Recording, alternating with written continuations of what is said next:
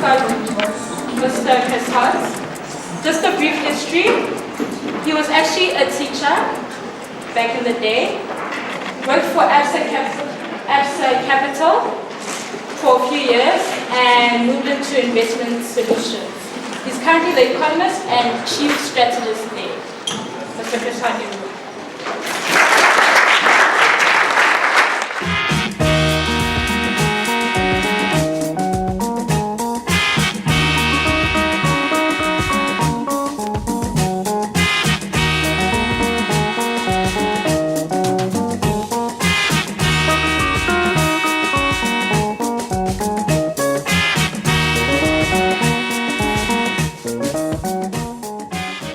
Mr. Hart, thank you so much for taking the time to come and speak with us today.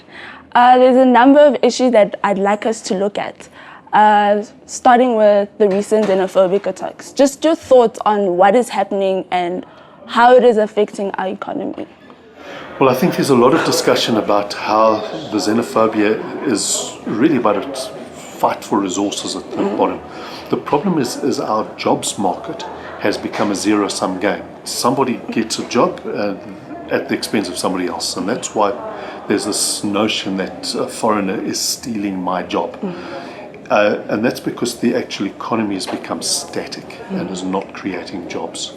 Okay, that we need to deal with as far as policy is concerned. We're becoming a less and less enabling environment in South Africa, and that is reflecting in the broader economy. We haven't had job growth since 2008. We were creating jobs up until 2008, and that has stopped.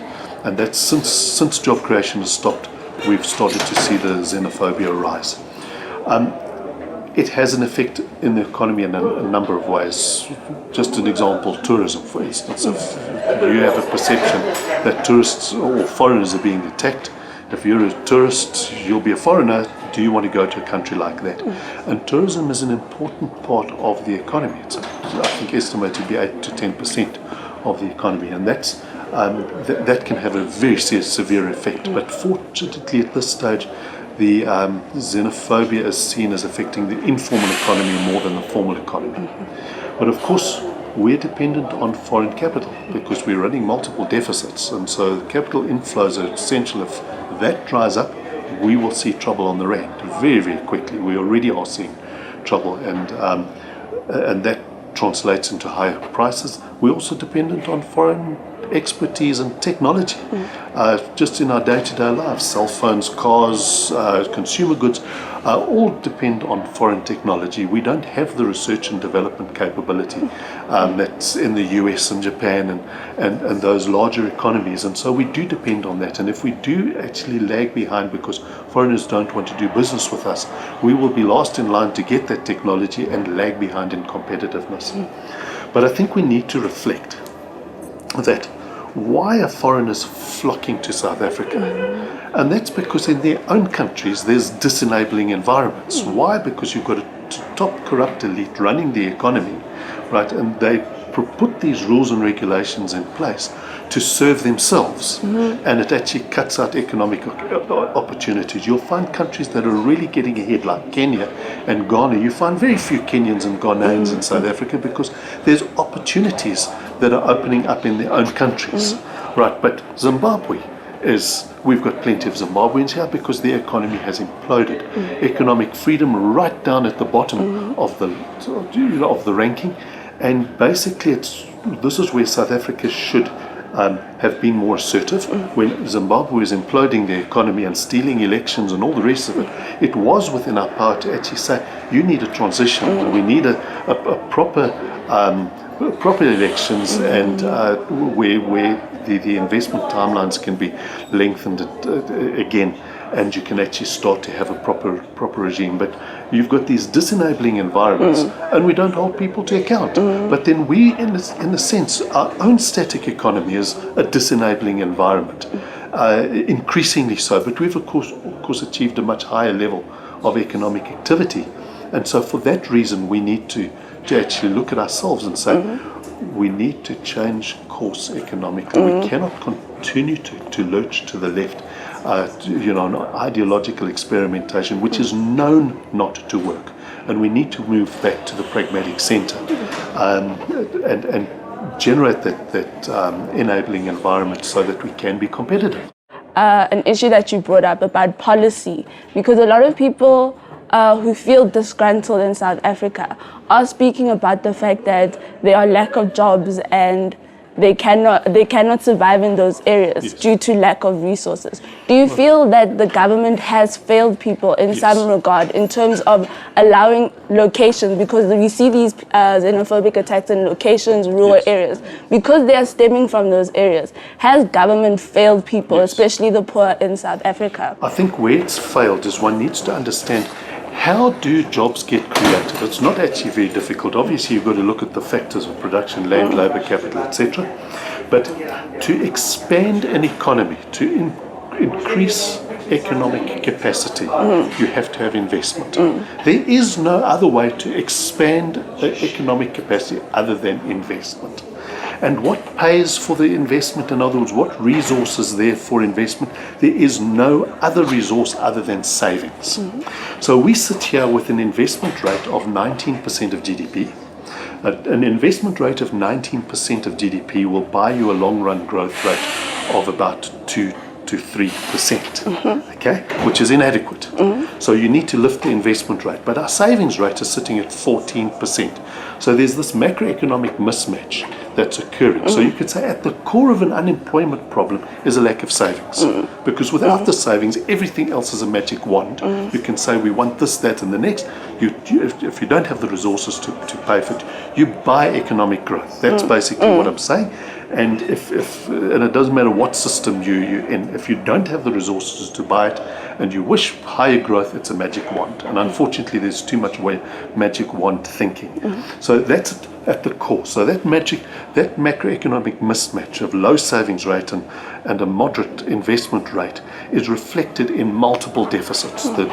The country's in deficit with the rest of the world, the government's in deficit with the rest of the country, and households are also in deficit. Triple deficit that sits there creating vulnerability in the economy and lack of growth, etc. Then we make the triple mistakes. The triple mistakes as follows. Labour unrest. Nobody in the whole wide world invests in labour unrest, not even the unions themselves. Okay, they divest out of their own strikes. The second is regulation. Layers and layers of regulation, but more important, regulation that requires economies of scale to be compliant, and your job creating engine is your small medium enterprises. They do not have economies of scale. So your regulation is basically shutting out your job creating engine in the economy. And your third mistake are taxes that target capital formation and investment viability. In an economy, in a context where you've got enormous unemployment and capital deficiency, when you're targeting taxes, things like capital gains tax, tax on transfer of property, taxes on death duties, taxes that target pensions when you retire, for instance, all consume capital. The government gets that and transfers it to consumption. So you're reducing the capacity to build capital, all right? It's like eating seeds and then wondering why you're not getting harvests. And then investment viability, things like taxes on dividends and taxes on interest earned. From a tax point of view, there's all sorts of justifications, but I don't care. In a South African context, there are highly destructive and inappropriate taxes. And those are the triple mistakes that we make. Okay, and that leads us to a position where the jobs. Going forward, what do you think we should be doing as South Africans as a whole to try and not have these type of problems reoccur? Well, the first thing job creation and economic growth has to be at the top priorities. Okay, and the problem is because of the way policies are crafted. Let's say we've got the latest in the Department of Home Affairs. To get to South Africa, you've got a visa regime from hell. Okay. Now, it makes it more difficult for people to come through. In other words, tourism is already suffering and that type of thing. So it's anti-growth. So my take is if growth and employment creation was the most important priority, how the Department of Home Affairs crafts their regulation has to defer to that. because the way they've done it is they've made job creation and growth less important for whatever issues they're trying to actually raise. FICA, FASE, ICASA, NERSA, the Consumer Protection Act, the Credit Act, all make unemployment less important than whatever issues they're trying to create.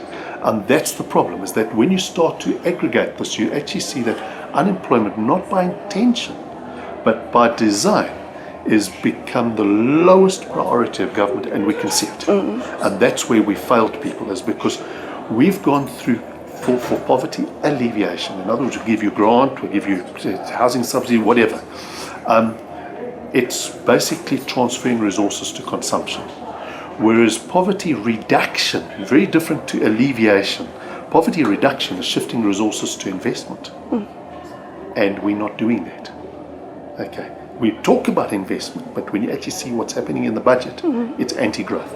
Every single time, it's anti-growth. The last budget was the most anti-growth budget that we've had since 1994.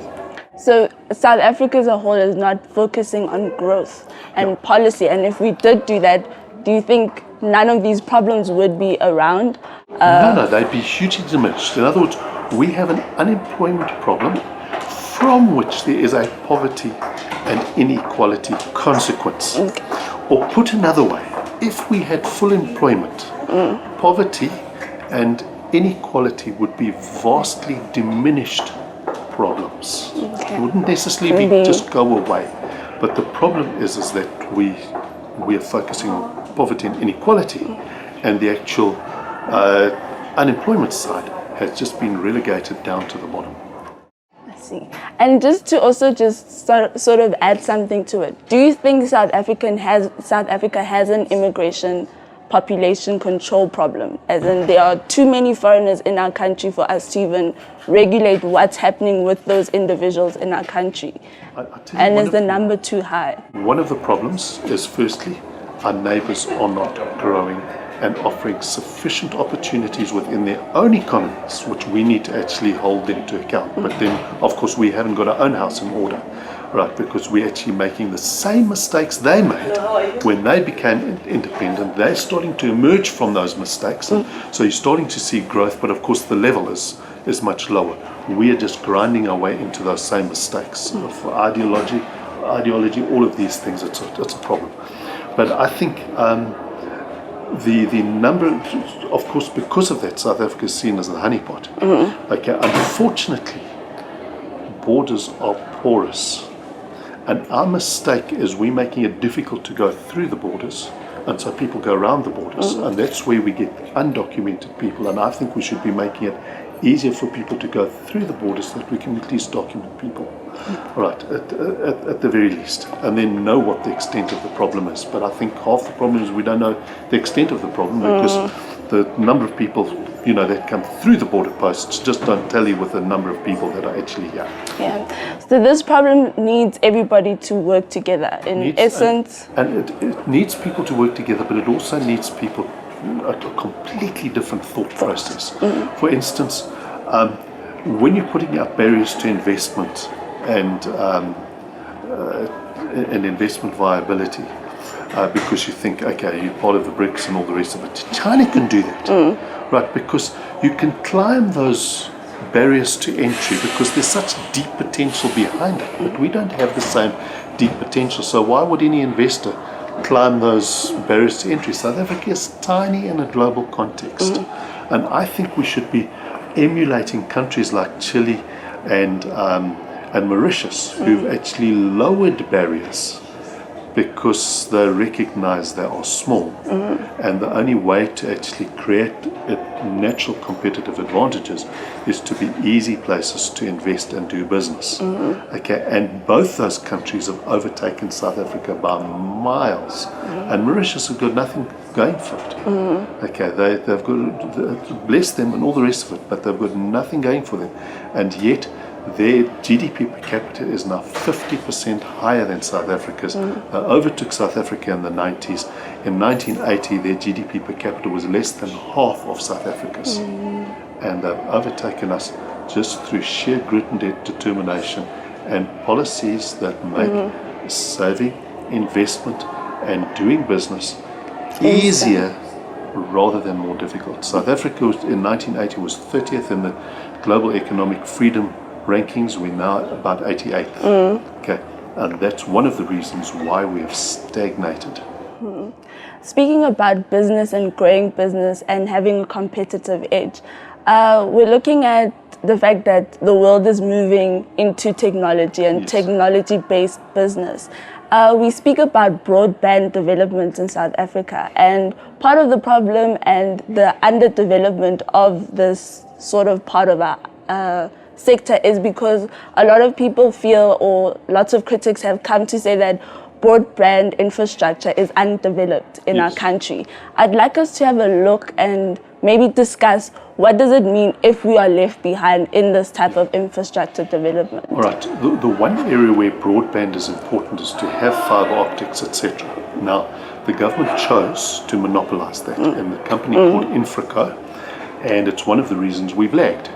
Okay, and we're in a peculiar position where your actual mobile operators are actually now the bigger providers of broadband, and it lags other areas. Even African countries like Ghana, for instance, are ahead of South Africa, and Kenya. They're ahead of South Africa in terms of ICT, all right, because they've got a far more dynamic private sector involvement. And here we've got a protected oligopoly. In other words, it's an oligopoly by policy.